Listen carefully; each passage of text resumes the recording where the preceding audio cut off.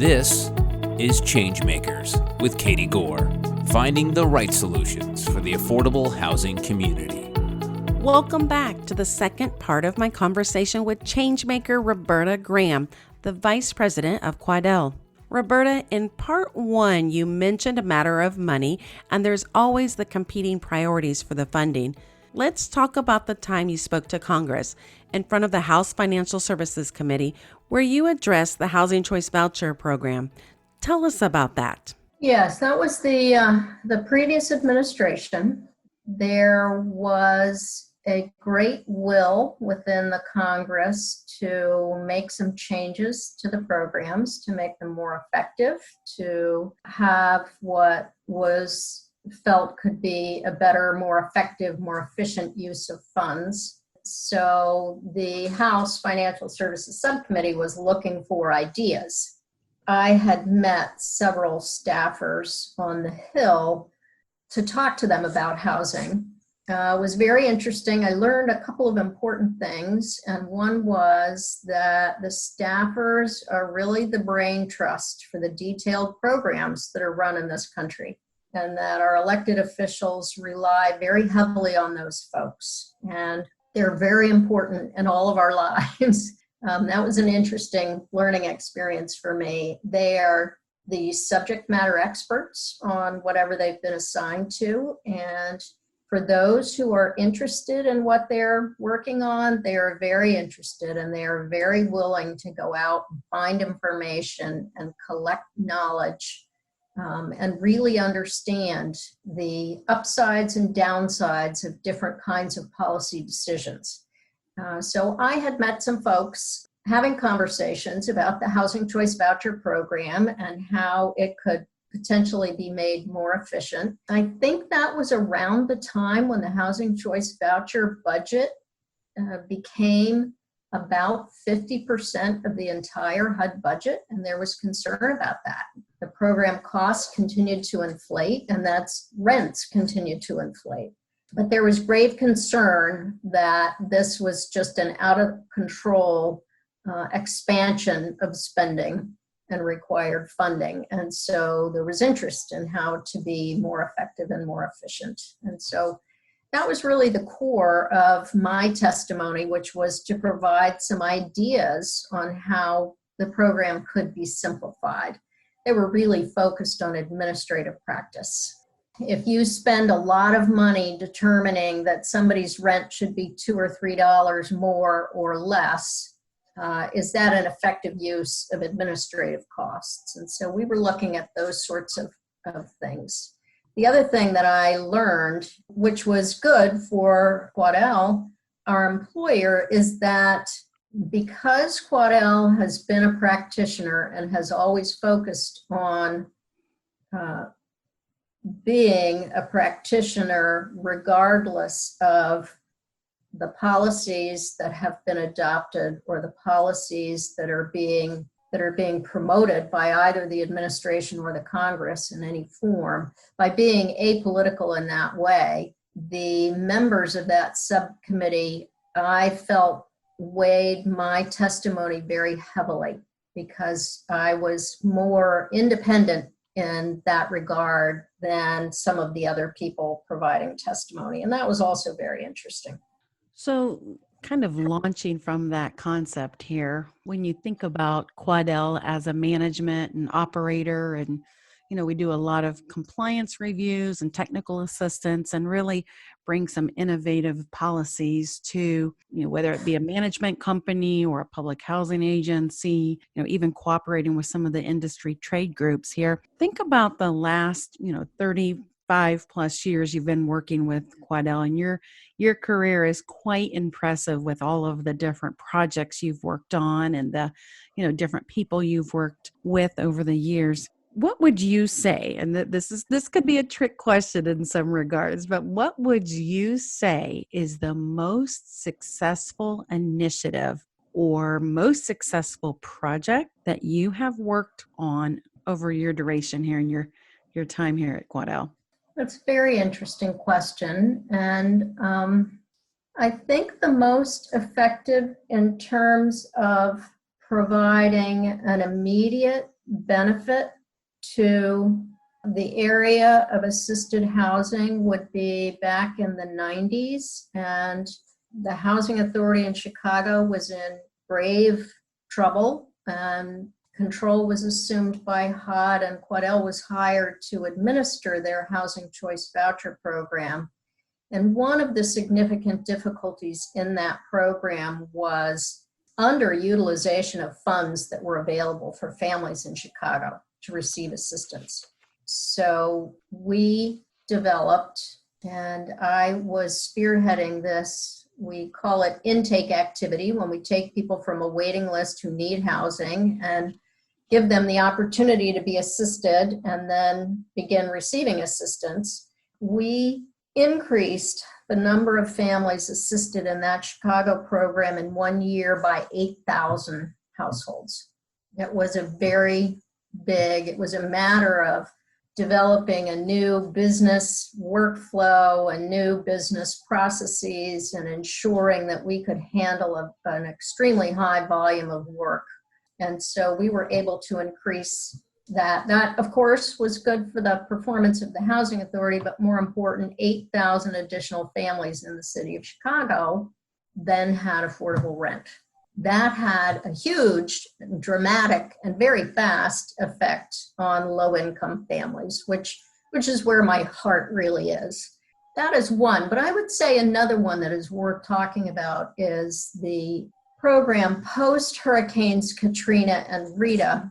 Quadel became involved in running that disaster relief program in Louisiana. It took nearly a year for the appropriations of the disaster relief funding to actually be made. And within 60 days of that, Quadel, and a prime contractor, we were not the only contractor by any means, but we had to work on developing how the money was going to be provided to families who had lost their homes or had so much damage that they could no longer live in those homes, how we were going to determine how much money families were entitled to receive to rebuild their housing and reoccupy their homes, and how much money they would be eligible to receive, and how it would be determined how much money they were eligible to receive. And then we had to go through an entire business process of doing that. And so within 60 days, we developed program rules, and of course they evolved consistently over the next 3 years. But we developed a set of program rules, we stood up a pilot office, and we took applications and began seeing people and working through. It was sort of an evolution of process. And we began to have an effect on the people in Louisiana, in the southern parishes of Louisiana who had suffered those, terrible circumstances. And that program had its pitfalls, but a lot of people were assisted by that funding and were able to sort of reconstruct their lives. And that was important too. Well, in both of those examples, the successful initiatives, they accomplished two major things. They expanded affordable housing, right?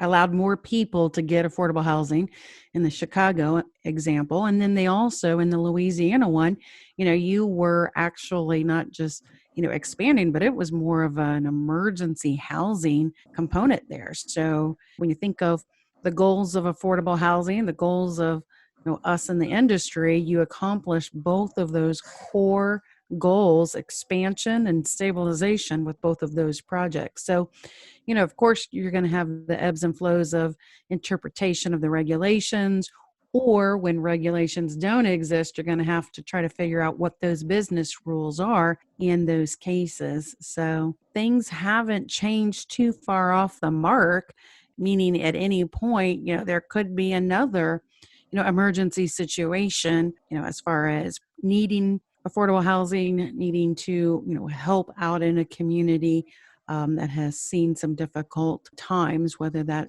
be whatever the cause is, right?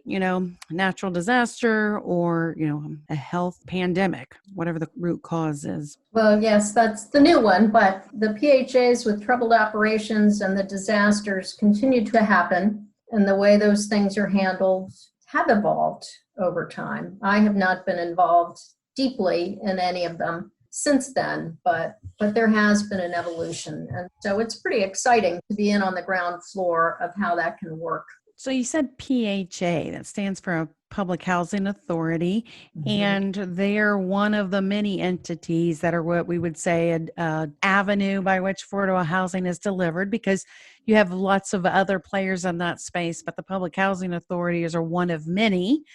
You have private owners who have affordable housing units, within their portfolios, and you have lenders in the space. So lots of people in this space of affordable housing. But let me focus on what you said here with the PHAs, or the Public Housing Authorities, because several of our listeners here will be from that particular business arena.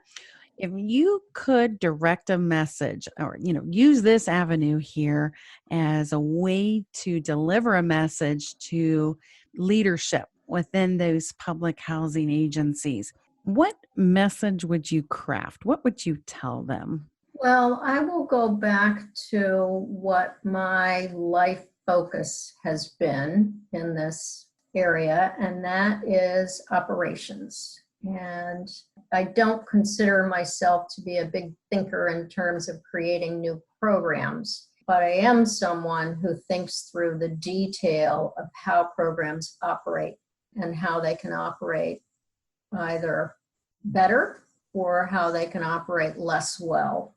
I would say to those directors of agencies who, as an aside, I'll say, many of them gravitate towards the development of housing, and that is more of the interesting side.